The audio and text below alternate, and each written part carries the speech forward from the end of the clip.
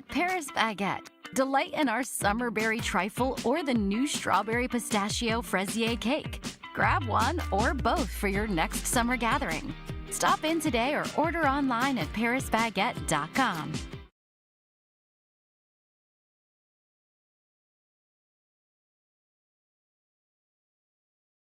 Downy gives your sheets a delicate, fresh scent that breathes life into your laundry.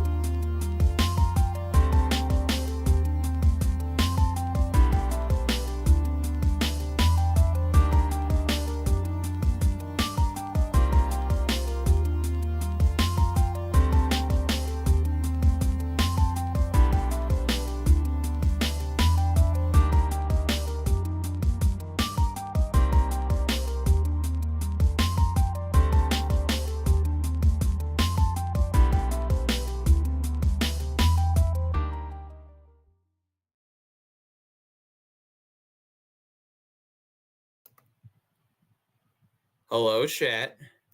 How are we today, everyone?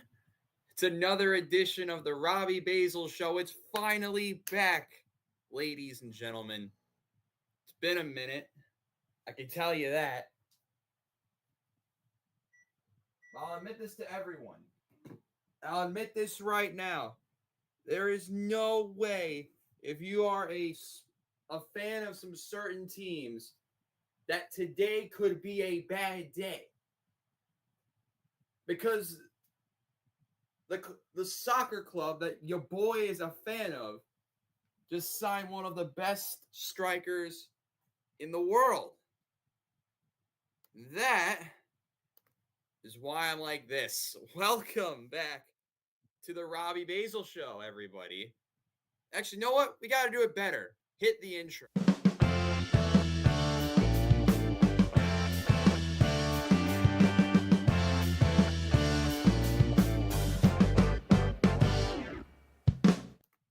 Yeah, I almost forgot about that. I haven't done this show in so long that we had to do the intro. Welcome back, everyone, to another edition of the Robbie Basel Show. I'm your host, Robbie Basel. I own a student, broadcaster in USL2 this past summer. Research extraordinaire, I think was the title they gave me recently. Producer, president of a radio broadcast, of a radio club. You know, I have too many things. But yes, I am your host, as always, for this great podcast. And today, this one's going to be a little bit all over the place, I'll be honest, because we have usually Footy Fridays, and we talk about soccer there, right?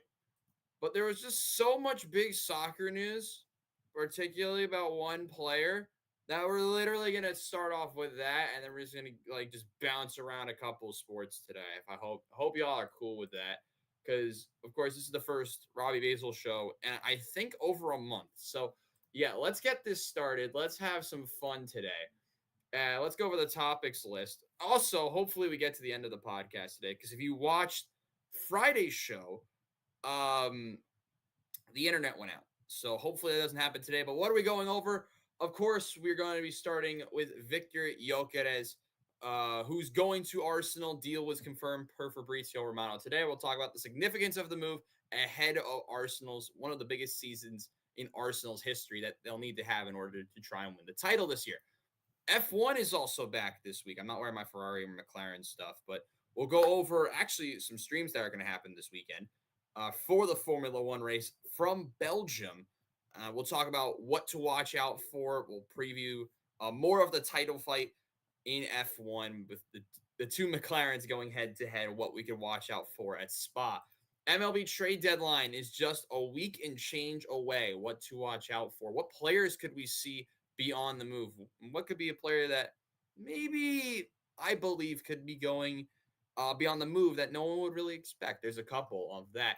And, of course, the Open Championship concluded on Sunday. We'll recap one of the less chaotic endings of an Open I've ever seen in my life.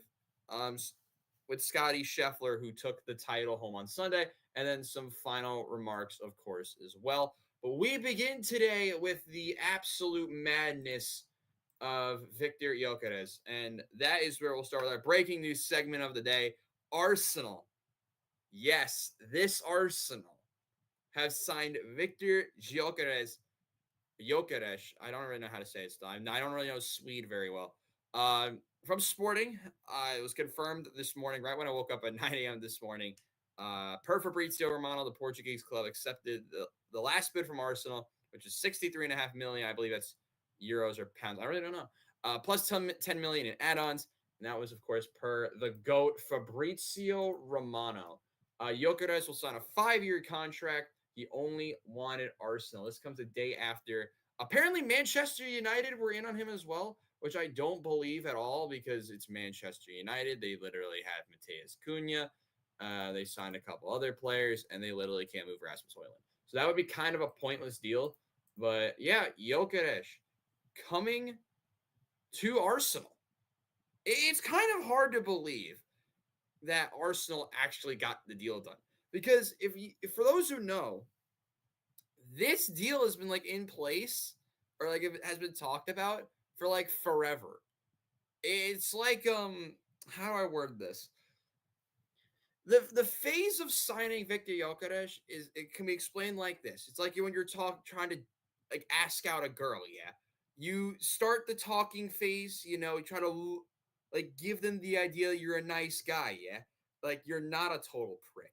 And then you just go out, you riz them up, you talk a big game, you show them where the money is, and then the girl or whoever you're talking to could be the opposite gender, who knows, and like they get intrigued, then they have to convince their parents that you're a nice dude or a nice girl, you know, at the end of the day.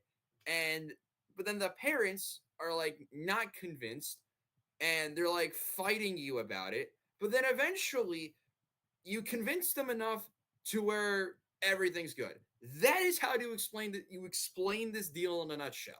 Because you know Jokic wanted Arsenal. He was not going back to Sporting.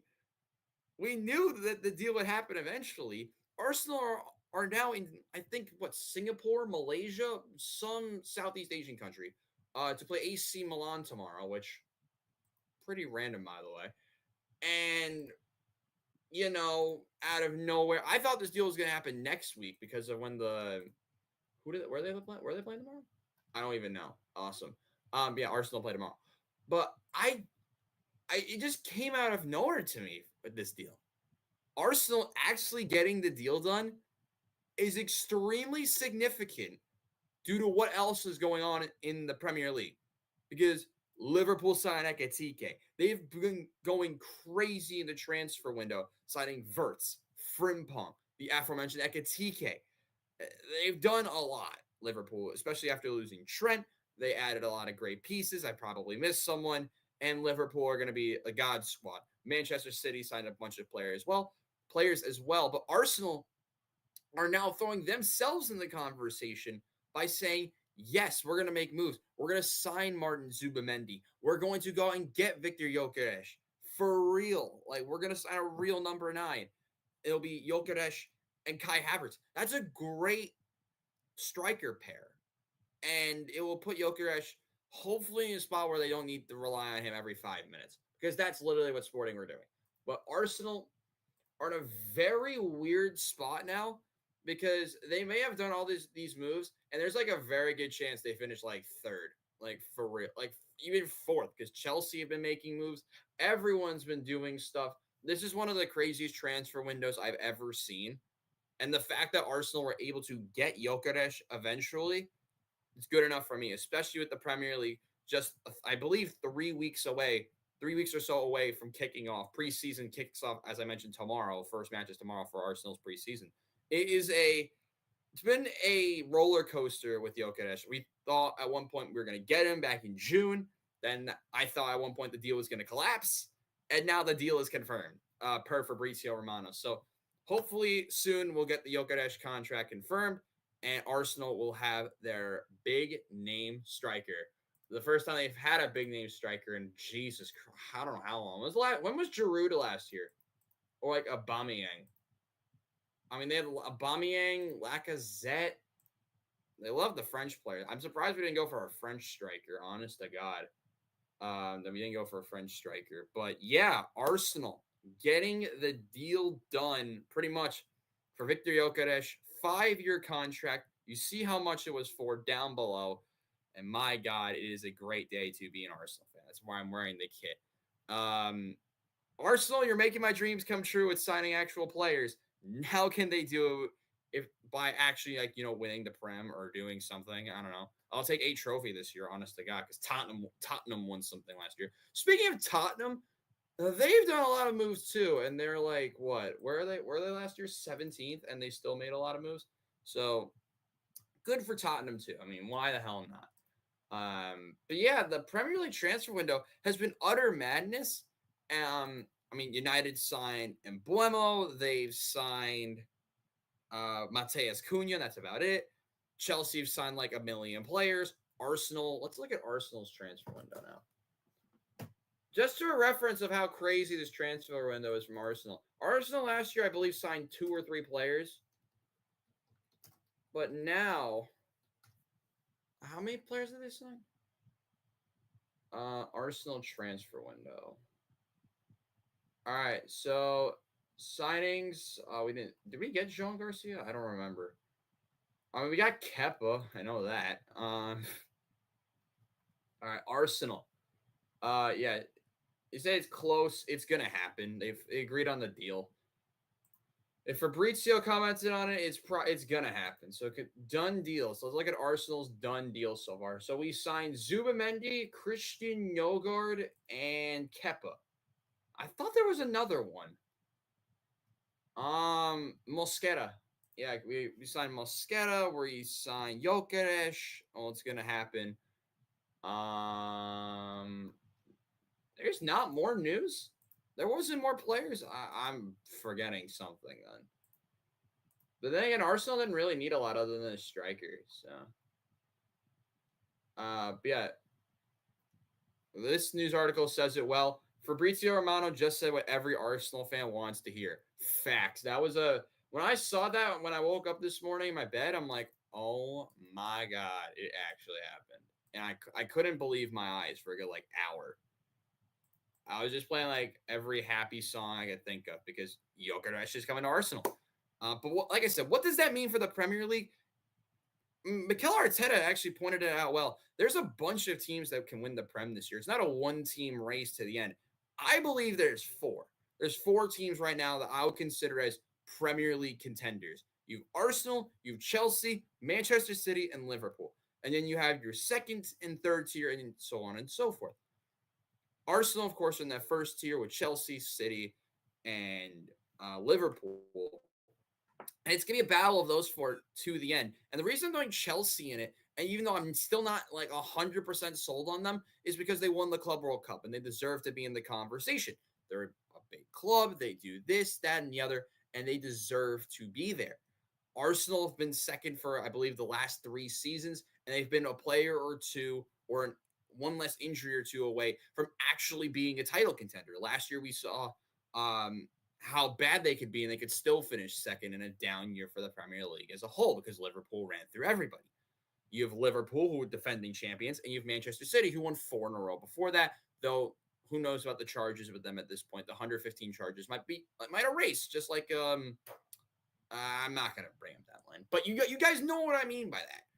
So those 4 I expect to be title contenders, but there will be multiple clubs in the middle that are going to cause so many problems, from your Manchester Uniteds to Bournemouth, Brentford maybe. Let's look at the Prem, actually. Now, I will list you some teams that I believe will cause problems. Let's go Villa.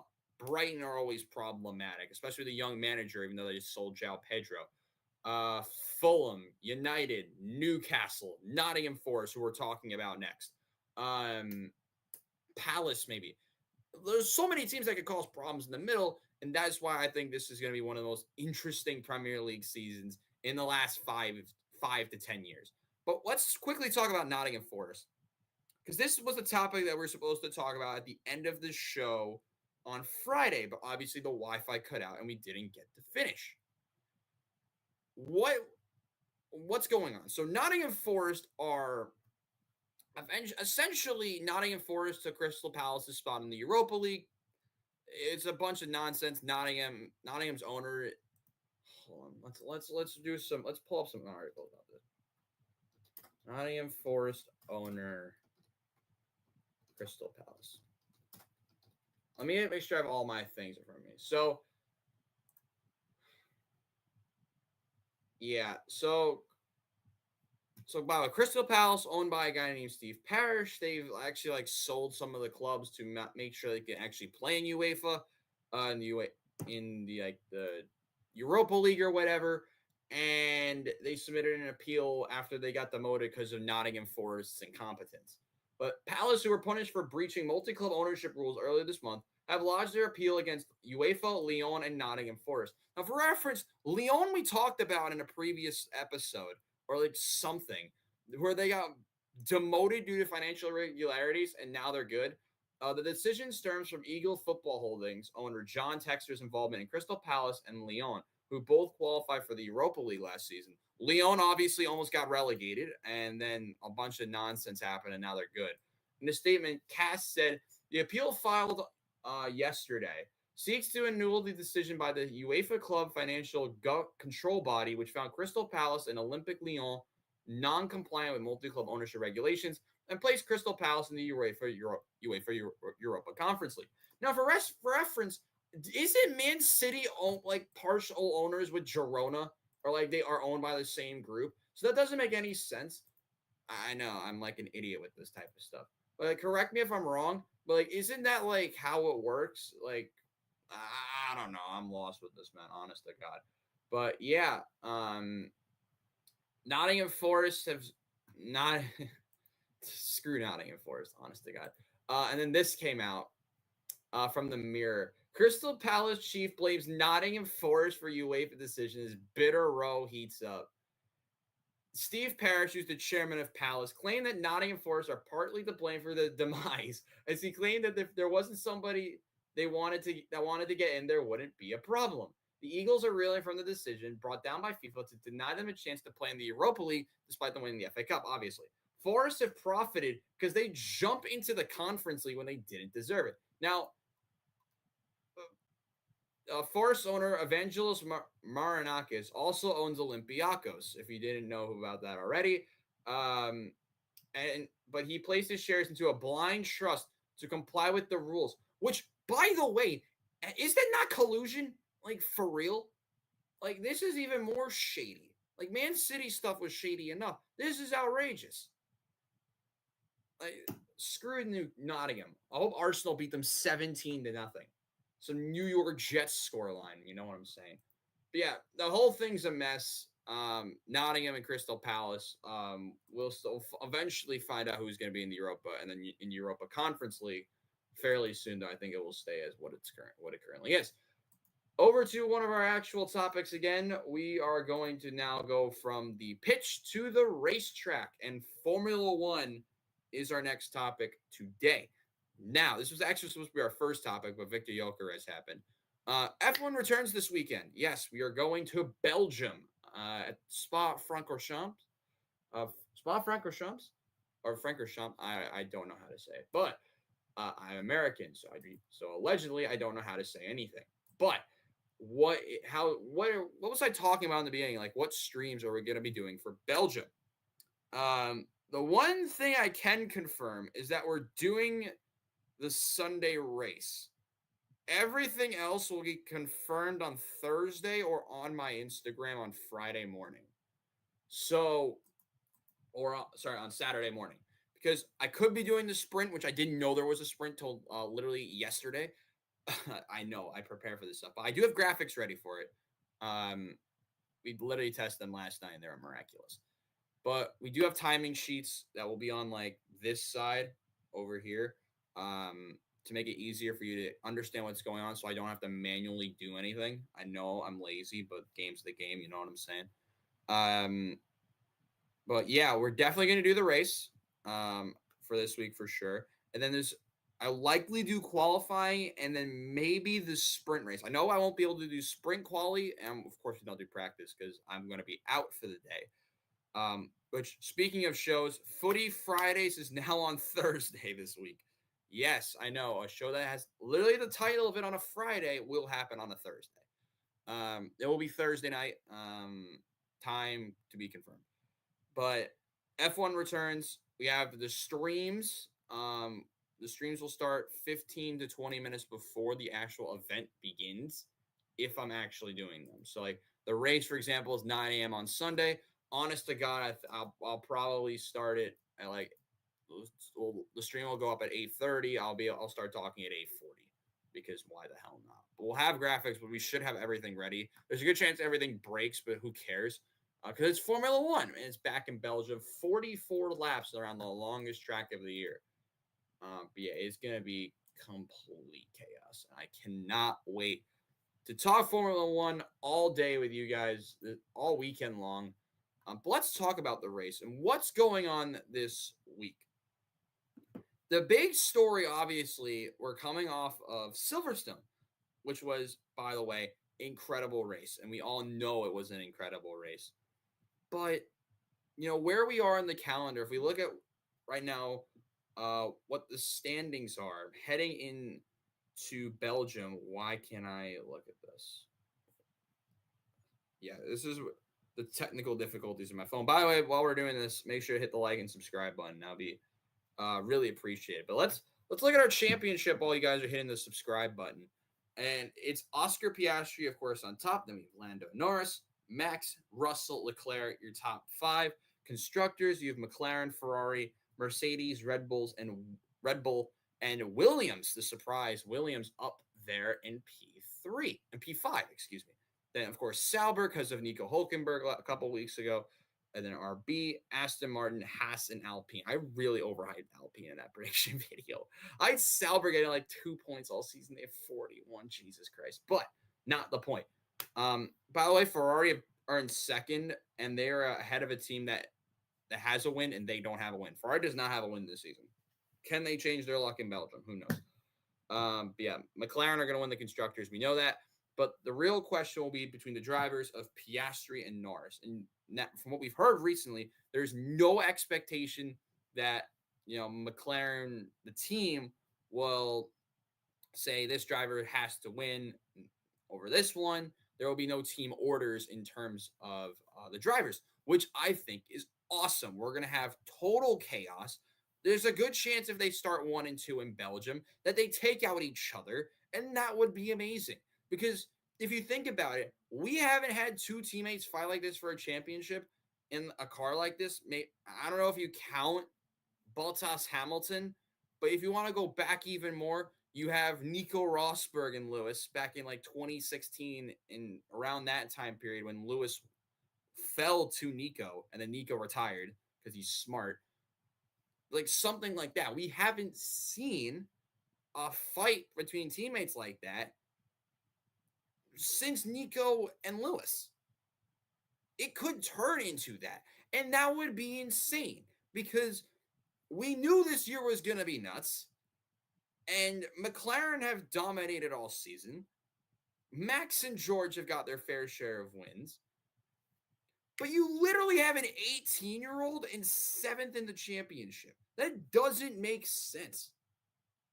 Where's I had Ollie Behrman 10th and he's 18th right now. That's a problem. But not the point.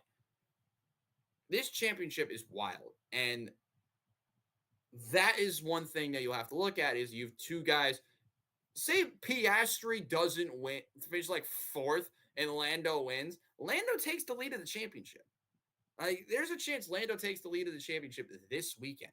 That's unbelievable. Then afterwards, you have Hungary, which if you remember last year from Hungary, that's where Oscar won his first race because, pit strategy, they fumbled it. They messed up the strategy. Oscar overtook Lando because of team orders in the back end of, like in the last laps of the race. And yeah, and now we have a fight between these 2 1 year later. It's going to be an unbelievable weekend. And I cannot wait to watch it alongside you guys this week. But what are my predictions? What does your boy have in mind for this week? Now, we know McLaren, particularly Piastri, was really good around this track in recent years. And I will say that could happen again. But when you think about how significant of a race this is, you have to imagine that both of the McLarens will be atop in the podium race, of course. But the question is who would be the 3rd car involved. So my predictions for the race, all right, this is not quality, this is the race. I have Piastri winning the race, starts from pole, wins the race. Then I'll have Lando. And then the next part, because I'll do top 5, gets a little bit odd because you have George Russell, who won it last year but got disqualified. So Lewis Hamilton won the race. You have Hamilton, who could totally win it. Leclerc, who's won here before. And then, of course, your couple of youngsters like Antonelli and co. Of course, Mad Max. You have a bunch of people who can finish in the top 5. I'm going to go with George Russell 3rd. And now I'm going to Leclerc. And I'm going to go with Max. I have Lewis in 6th. I don't know how confident I should be in that Ferrari car. I know they're testing some stuff out in Mugello this week ahead of the race. So I'm very excited to see how that turns out. But it's going to be a big week for Ferrari. They need some form of a confidence booster to get back in the championship hunt and really fight for that P2 in the constructors, because one wrong move and Mercedes could overtake them and get into second in the constructors championship. So I'm very intrigued to see how that goes, but I think McLaren are going to continue their dominance. I would expect them to dominate again this week. Of course, I think Lando wins the sprint, Oscar wins the main race. It'll be 1-1 for sure. What would be really funny is if Oscar won the sprint, Lando wins the race, like then Oscar finishes like third, they'll be like tied pretty much going into Hungary. But yeah, this week's gonna be nuts. This week is gonna be nuts. I can't wait. But what I also can't wait for is the MLB trade deadline. It's fast approaching, 9 days to go to the MLB trade deadline. If we take a quick look at the standings, we'll tell you what I think some of these teams will do and what types of players could be on the move. So MLB standings, let's take a look at them right now. Of course, the Rockies suck. American League East, the New York Yankees are in trouble. They're 4 games out of the lead in the East. I didn't have faith in Toronto. Jesus Christ, I should have, because they're finally putting it all together. Good job, Toronto. Yankees are second. Boston, who I had winning the division, are in third. Tampa, and then Baltimore, who are a mess. And I think they could trade some big pieces this week. So probably closer to next week. The Central's being run by the Tigers. They are going to win the division. They're ahead of Cleveland, KC, Minnesota are under 500, and then the Chicago White Sox actually aren't as bad as I thought they'd be. Only a negative 73 run difference, which is better than most fourth place teams. Good for them, man. That's better. They have a better run difference than Baltimore. I don't know how to feel about that. In the West, the Astros, despite losing 7 of their last 10, are 5 games clear of Seattle. Texas, who are 51-50, I think they can maybe sell a piece or maybe a rental at the deadline. Then you have the Angels, and then, of course, the Athletics, who don't have a place in their name. In the National League East, Philadelphia and the Mets continue to go to war with each other. Then it's the Marlins. Good for the Marlins. They are in third. The Atlanta Braves have had a disaster of a season. They're 44-55 and have a positive run difference. They're behind a team that has a negative 56 run differential, which is unbelievable. In the Central, Milwaukee last night overtook the Chicago Cubs for the lead in the division. Milwaukee have won 11 in a row, and they're probably going to be seeking for more in terms of pieces at the deadline. Then it's the Cubs, the Cincinnati Reds, and then the St. Louis Cardinals had a hot start and only 3.5 outs. So, sorry, they're now they're 8.5 out, them and the Reds. At one point, they were 3.5 out, but they've started to slide. And, of course, you have the Pirates bottom.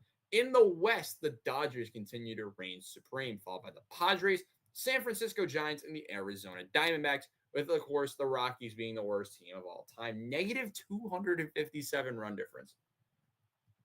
Now, we were going to do some math equations today, get y'all ready for school. Unfortunately, the Rockies would bore you, just like your regular class on a Tuesday. So we're not going to do that. What we are going to do today, chat, is we're going to look at some of the pieces that could be moved at the deadline. And we're going to look at our friends from what website do we want to use to see who we want to believe? Trade deadline rumors, because there's a lot of pieces that could be moved this week, chat. I think we both know that. Guardians open up to possibly trading Emmanuel Clase. That would make here's what I'm thinking, right? A lot of people are mentioning allegedly Emmanuel Clase, maybe even Felix Bautista from Baltimore if they get a haul of starting pitching back for him. I just don't see it. Like, if Cleveland had an offense, they'd be, if they had a lot, then they would be competitive. But, like, they're just not competitive. I don't know. And that's a weird one. With Cleveland selling, though, I wouldn't believe that for a minute. It's Cleveland. Like, come on. Diamondbacks have many players up for grabs. Of course, everyone's going to mention Eugenio Suarez, the third baseman. We know the Yankees are trying to get like a really big trade done for multiple Diamondbacks players, including Eugenio Suarez. I think there will be a trade for Eugenio Suarez. I don't know who it's from. I know Seattle are trying. Of course, the Yankees. I think there'll be a bunch of other teams that throw in a call that put up a call there, but yeah, that Eugenio Suarez should be dealt at the deadline. Josh Naylor, I think, might be dealt as well. The Diamondbacks, though, shouldn't sell that much. They're still not in the worst spot. They're just without Corbin Burns, and that's what screwed their season over. D-backs, we know they're trying to move a couple outfielders. I think they move Alec Thomas would be an interesting one. I don't know how he's been this season. How has Alec Thomas been? Who hasn't sucked for the Diamondbacks this year? How has Alec Thomas been? Alec Thomas. He's hitting 246. Like he has 700 OPS. You probably won't get a lot for him, but it's a thought. It is a thought. That would be intriguing. Of course, you have some teams that will be interested in pitching.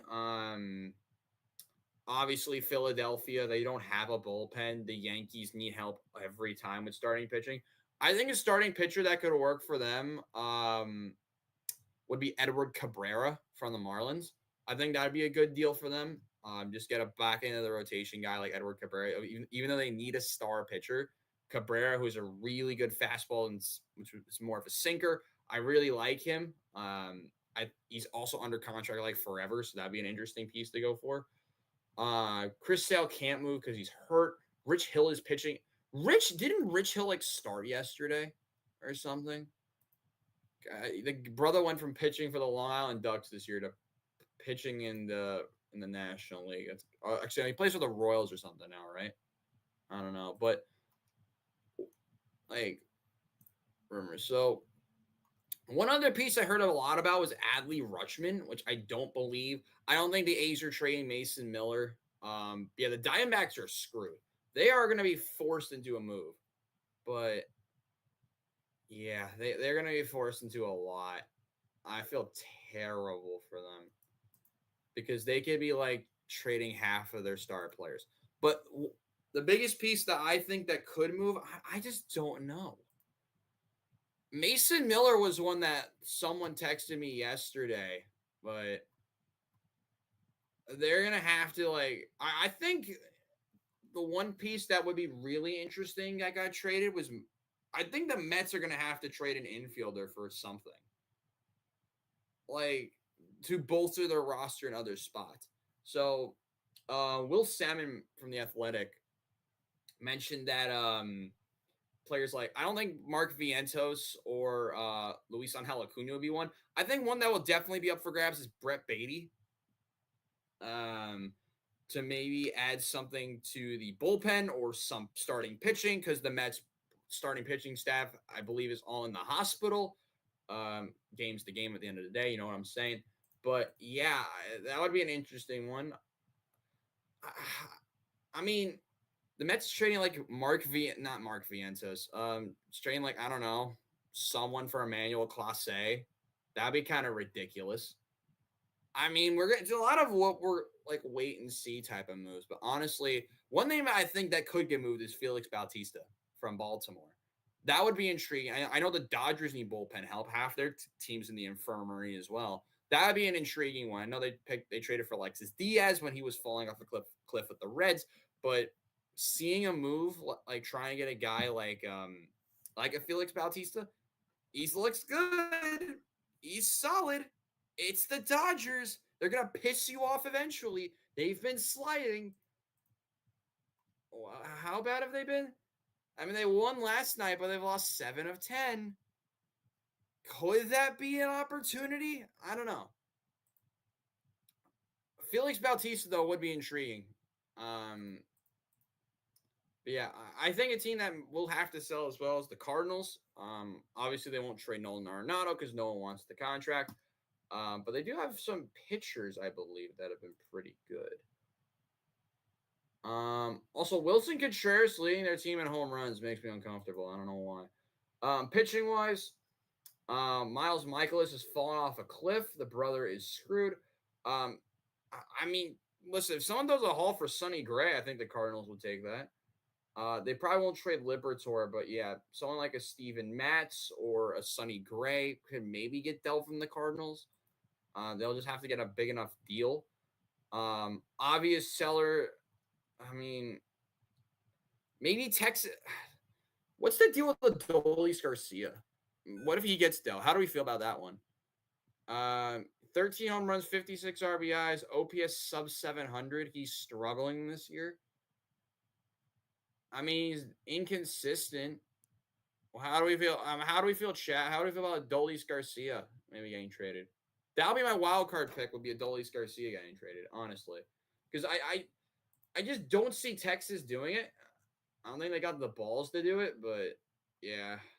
Now the biggest seller is going to be the Diamond. Like that should be good. That's going to sell are the Diamondbacks and the Orioles. Like they should not be this bad. Granted, the Orioles starting pitching is the equivalent of a dumpster fire. Yeah, it's a mess. But yeah, trade deadline, 9 days to go. We'll have another show before the deadline, and that way we'll have a little more clarity of what's going on. Yeah, it's gonna be weird. Hold on, I'm just writing my last thing in.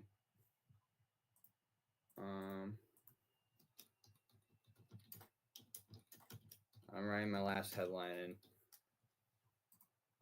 Am I gonna spell hoisting? Like hoisting something? Hopefully this looks right. But yeah, we're going to our second to last thing of the day. Golf. We do talk golf on this channel on occasion. We're not going to do it for long because I know y'all want to hear the final remarks of the day. Yeah, we're going to talk about this briefly because there's not a lot happened. The first day was nuts. First of all, the Open Championship, the final major of the calendar year in golf, was at the gorgeous Royal Portrush this week. And I really enjoyed it. Even though Scotty won by like 60 shots, it felt like at one point. He at one point was leading by 8, and I hated it. But Scotty played really well. He's our champion golfer of the year. But yeah, it was a very tight mid. Here's how the Open went this year. It feels like a Max Verstappen F1 race win from 2 years ago. You have Max dominating at the top, and then the midfield just being completely chaotic. That's what this is. Scotty ran away with it from Saturday and Sunday, from Saturday on. And then in the middle, you had a lot of good dudes just battling it out to see who can get the most money. You had former champions of the tournament, including Rory McIlroy, Xander Schauffele. I think that's the only two in the top 10 that actually won. Oh, Brian Harmon, who won last year, who won fairly recently. You have other major champions like DeChambeau. You had Matt Fitzpatrick, former U.S. Open champion. Wyndham Clark, former U.S. Open champion. Chris Gotterup, who won the week before out in Scotland. You have other former big-time winners like Fowler and Henley. Bob McIntyre. There's Tommy Fleetwood, who's always in the conversation for a win. And you have your other wildcard players like Hao Tong Lee, who had a life-changing week finishing in 4th. Harris English, who's been in the Ryder Cup teams in the past and has been in conversation for big events before. As I mentioned, Chris Gotterup as well. There's been, like, the midfield was glorious. It was exactly what I hoped for. And then you had Scotty just run away with it. Though the first day was nuts, because you had a lot of people you haven't heard of before just absolutely killing it. And then the rest of the tournament happened. And I felt, where's my guy at? Where's Olsen at? We had our first day leader, Jakob Skov Olsen, who totally sold. He shot 67 the first day, then shot 76, 73, 74. He did not shoot under par other than the first round. I feel terrible for the guy. He finished in 68th. Almost nice. Other players that surprised me the most this week, honest to God, it's going to be Chris Gotterup. Chris Gotterup was the most surprising player of the week. He wins the surprise of the tournament. As you know, for those who are new to the show, we used to do awards. We're going to do our awards of the week right now. Chris Goddard wins surprise player. That should not be close. Of course, Scotty won the tournament. Robbie's pick, who my pick would have been Xander because he won it last year. He also loves links golf. He finished in the top 10 again in a major, which is kind of absurd. Yeah, Xander doing Xander things. Rory finished in a tie for 7th after missing the cut. Last time it was in his home country of Northern Ireland, which is it was honestly pretty cool. The crowd, like the reaction he got at the end. Other surprises, of course, Hao Tong Lee. But Goddard wins the award because I never heard of the dude up until 2 weeks ago. So he wins the award. Best final round goes to Bryson, who shot 764 in the final round of the Open. Biggest disappointment. I don't think this should be a decision. Where is he? Brooks Koepka finished like forever away from the cut. Honestly, the fall off needs to be studied. Anyone else here? I mean, Brooks Koepka came to mind immediately. Dude who was dominating Open Championships, just falling off the face of the earth. Like the dinosaurs, you know what I'm saying? Victor Hovland also was kind of atrocious. Finishing in 63rd. Shot 73-69 to be even par. Round 3 shot 73. Round 4 shot 70. Dude was consistent with the 73s, I'll tell you that. But yeah, Scotty Scheffler is 3/4 of the way there for the career Grand Slam, and he's not even 30, which is kind of absurd. Yeah, Scotty, one thing he's missing, just like the great Phil Mickelson, is the U.S. Open. And his first shot at the career Grand Slam will be next year at the U.S. Open, the 2026 U.S. Open at Shinnecock, which is out in Southampton, which is actually somewhat close to me. Maybe I go next year. Who knows? That or the World Cup. I don't know. But yeah, Scotty wins. We had a couple adorable moments with his son. His son's awesome. Like he was just walking up hills, just causing madness. And I loved every single moment of it. That's the type of stuff you need in the game of golf. Just like, there's more human moments, even though it's with a literal child just walking up hills and just interrupting interviews and stuff, it was all, and to be fair, kind of funny. But yeah, there was a lot of good moments during the Open this week. But Scotty Scheffler wins. 3rd different major he's won. Guy won the PGA, I believe, this year as well. He's been ever since he started winning events, he's been insane.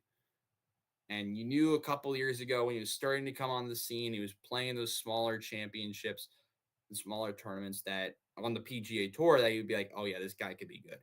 And he hits it a million miles. He's got everything you want. And well, there you go. Now he's hoisting the claret jug just a few years later. And the major season concludes with Scotty Scheffler winning the Open by 4 shots over Harris English, 5 over Goddard, 6 over Wyndham Clark, Matt Fitzpatrick, and Hao Tong Lee, and 7 ahead of shots over McIntyre, Schauffele, and McIlroy. So the Open concludes our major season. And yeah, golf's been interesting this year. You have Scotty either run away with it or it's really close. The U.S. Open, though, I'll say it again, love that tournament, even though it was complete chaos to the end with J.J. Spawn winning it just over a month ago now. Final remarks for the day, and I will say this. First of all, always got to thank you guys for, being with me here today, listening to this show. If you're watching it live or you're listening live or you're listening afterwards, thank you so much. Every time you guys come out here, I greatly appreciate it every single day that you guys come out and watch my stuff, listen to me. We've had, just to tell you how big of a summer this has been, I knew this was going to be a big summer with the whole Summer of Soccer series. You guys showed out. Also appreciate everyone who's hit the subscribe button. We actually gained a new sub today, so shout out the new sub. It's actually not loading on who it is, which is kind of annoying me, but listen, game's the game. We're up to over 7,500 views on the channel. We've got over 6K during this series. during the Summer of Soccer series, and we'll continue with more streams, as mentioned, with Formula One this weekend. We might do something for the trade deadline. I know we're going to do stuff for the Premier League throughout the month of August to complete the summer, even when I'm at school. I mean, we had overall 1.6K people watch the Club World Cup final watch along. We got over 1,000 at halftime. Like, it was unbelievable. You guys have been awesome. Love you guys every single time you get to come out here, man. For real. Yeah, you guys have been great. And hopefully you guys continue to follow the channel, continue to follow the journey. It's every time I do this, it's always a pleasure to be with you guys. But yeah, it's been a very chaotic summer. Of course, Morris Elite, and those who follow that journey concluded a couple weeks ago, but for me, it really concludes on Friday or Monday, depending on what you guys think. But yeah, like I said, if you guys can hit the like or subscribe button, either or, would be greatly appreciated to me.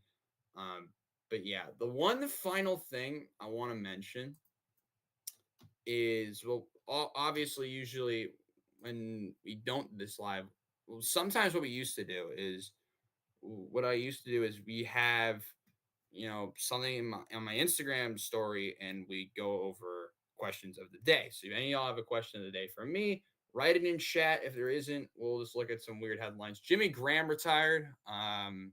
He's a real one. Retired with the Saints, which is pretty cool. But yeah, final thought for me. I mean, this week is going to be absolutely chaotic for the rest of the week. And I'll mention this on Thursday, how the transfer window is going to be. Like, the transfer window is going to be awesome, and I can't wait to talk about it more on Thursday with Footy Fridays, which, yes, is on a Thursday this week. But yeah, summer's almost done. You know what, the trade deadline's MLB trade deadline's right around the corner. It's going to be chaotic in your school and college for me, and I bet a lot of, or school just for everyone who's in college. Yeah, y'all know that college is right around the corner. Final thoughts for the day. We actually just got some breaking news. Famed heavy metal singer Ozzy Osbourne, also a reality TV star. He died today, so rest in peace, Ozzy Osbourne. I actually used to listen to a bit of his music in the past. He will be missed. He passed away at 76. That is the breaking news of the day, and that is actually where we're going to end today's show. So thank you guys so much for watching. Hit the like button, hit the subscribe button down below. We're going to have more transfers, more updates on what's going to happen this weekend. It's a big race weekend. Hopefully you guys can join those streams. I'll let you guys know on Thursday or on my Instagram at @rbasel_11. Make sure you guys follow. Once again, it's at @rbasel_11, or you can follow the RBTV one, which is at Robbie Basel TV.